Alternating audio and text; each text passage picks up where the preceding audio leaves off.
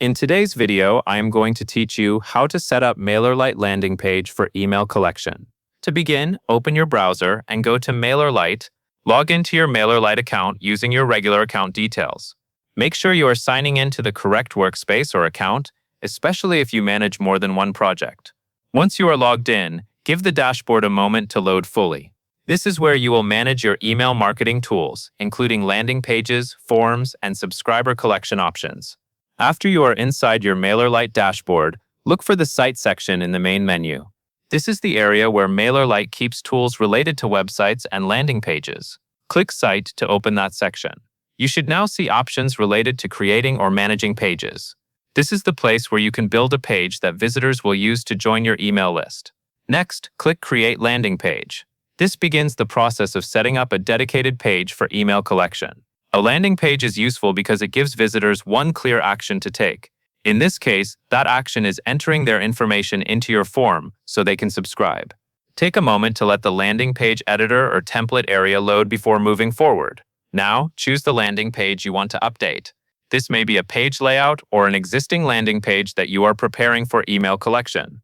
Select the page that best matches your goal. If you are collecting email addresses, it is helpful to choose a layout that keeps the form easy to see and simple to complete. The main purpose of the page should be clear, so visitors know exactly where to enter their details.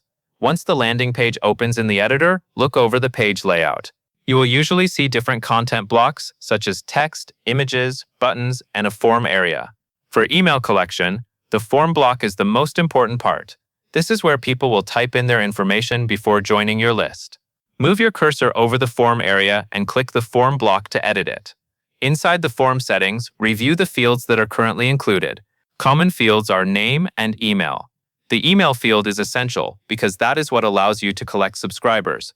The name field can also be useful if you want to personalize future emails. Keep the form simple, especially if your goal is to make subscribing fast and easy.